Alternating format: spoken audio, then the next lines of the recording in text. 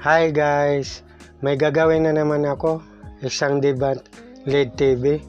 Ang problema niya, black screen lang, pero may sound. Ito.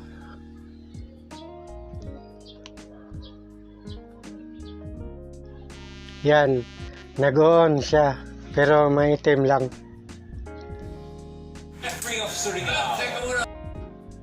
Pero may sound.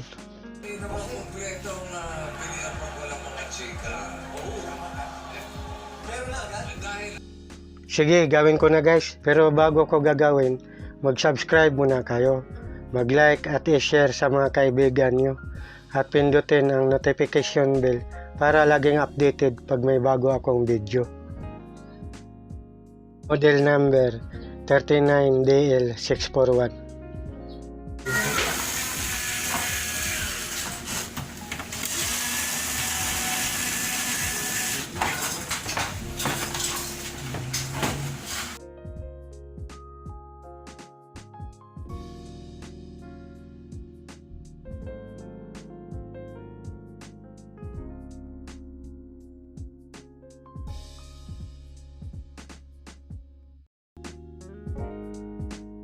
Guys, ang nakikita kong sira dito sa board na to, kasi may mga capacitor dito, lubo na. Subukan natin. Baka pwede ito sa board repair, kasi lubo na yung ano. Sana hindi na kailangan buksan ng lalo. Pagka dito lang, yun na yung sinabi ko sa'yo. Ito ang sira niya guys. Yan, mga ganito na guys, sira ito. Ito. Yan. Bagay ito, siyempre, ito sa mga veterano, hindi na kailangan to. Pero sa mga bagito, kailangan nila malaman to. Kasi usually, pag black screen, LED backlight ang problema niyan. Nasa ilalim ng LCD assembly. Yung iba, di alam dito ang sira, bubuksan yan. Ngayon, kahit magpalit sila doon, hindi yan magagawa. Isang sira dito lang. So, dito, mag-isa na natin.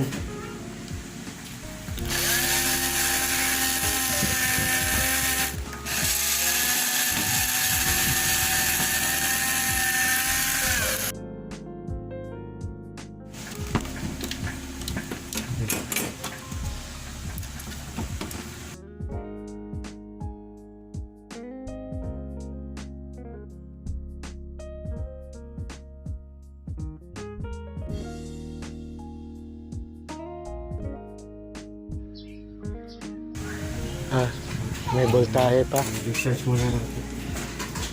Delikado yan. Pagka may kuryente pa. Pwede yung kataktak.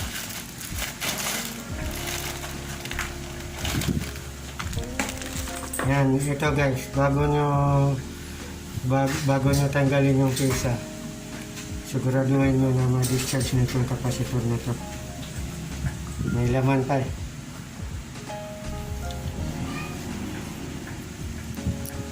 Ang laman yan, nasa 250 volts pa. Pagka... Kahit hindi nakasaksak. Oo, hindi nakasaksak pero may 250 volts.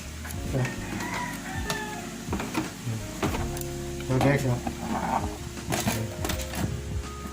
tingnan nyo guys itong capacitor na to, ang voltahe niya nasa ano pa, nasa mahigit 250 volt pa.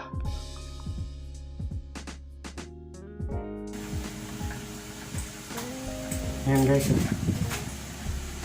Ayan Tapos pwedeng masisira ang tester nyo dyan.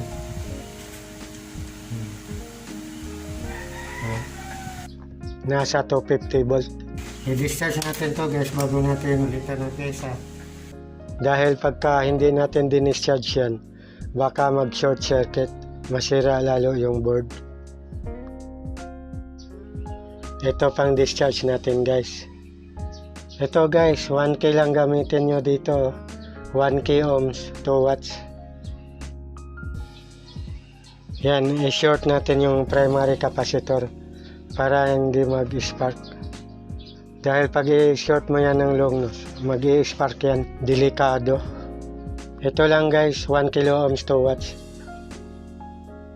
Pag ipag-short mo nito guys, wala ka nang masukat na voltahe. Kung mayroon man, masyado na mababa. Sukatan natin guys ha, discharge na natin. Sukatan natin uli. Ayan na guys, wala na, hindi na gumalaw. Hindi na gumalaw yung tester guys oh. Ibig sabihin, discharge na siya guys. Tip na siya guys para magtanggal tayo ng pisa. Ganun lang guys bago kayo magtanggal ng pisa. Sa isang circuit board, i-discharge nyo muna itong pinakamalaking capacitor para iwas disgrasya. Kasi may nangyari na yan, okay naman, may power, wala lang picture. Nung ginalaw, nawala na lahat. Yun pala, nag-short to. Napag-short sa ibang linya. Pag napag-short to sa ibang linya, sisirain. Halimbawa, system. Kaya mawawala yung power. Okay guys, kunin na natin. Ito yung mga sira. Palitan natin.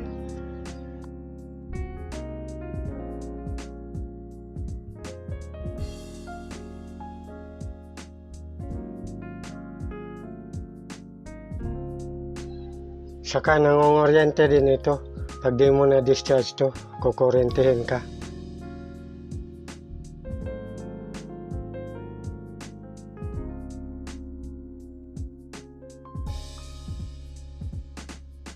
Wala tandaan na bago guys. Yung mahaba yung ito. Mahaba yung mga paa. Bago pa yan.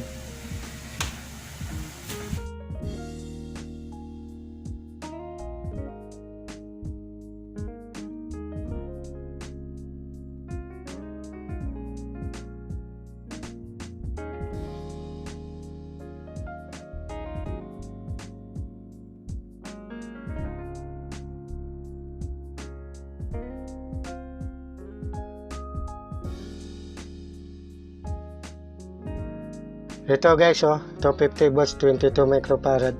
Malabo na yung sulat dahil siguro sa init. Ito hindi mahirap hanapin dahil lobo na.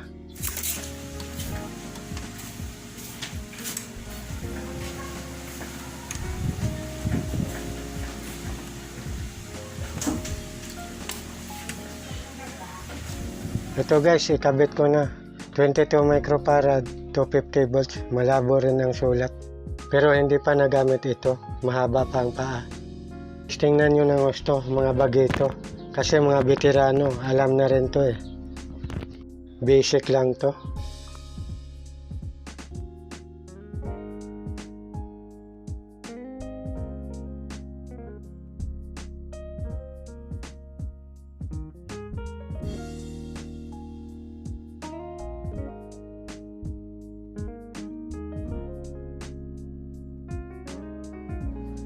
Ito pa isa, lobo na rin. Tanggalin natin.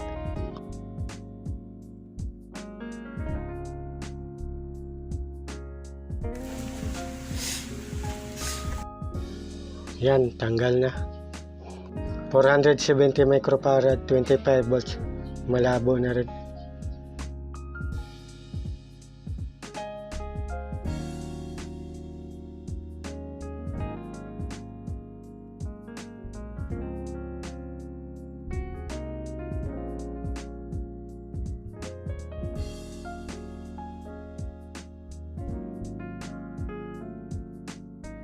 Ito guys, ikakabit na natin. Dapat pag nagkabit ka ng capacitor, hindi magkabaliktad. Dahil pag nagkabaliktad, sasabog yan. Madali lang naman malaman kung alin yung negative at positive. Dahil may nakasulat naman sa circuit board kung saan yung negative at positive. Malalaman natin ang capacitor na hindi pa nagamit pag mahaba pa ang mga paa.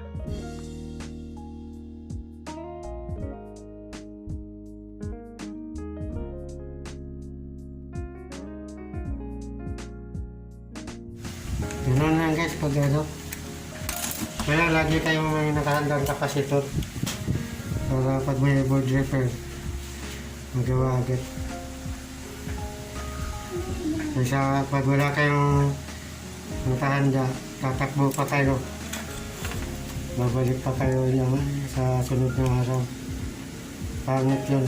May tendency kasi na habang nasa biyahe ka para kukuha ng capacitor, tatawag sa'yo ang customer, sasabihin sa'yo, hindi na namin ipapagawa, bibili na lang kami ng bagong TV.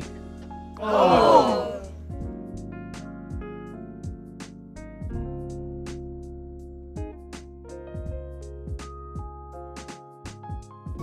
Patuloy na natin yung mga sobra guys. Para igurado. Malinis.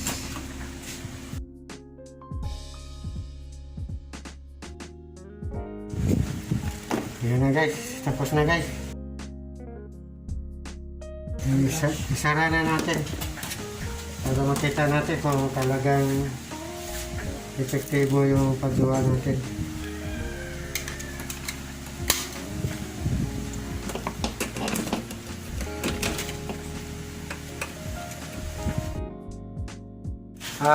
Testing. Okay, ayos. Okay na. Sasara na natin. Final testing.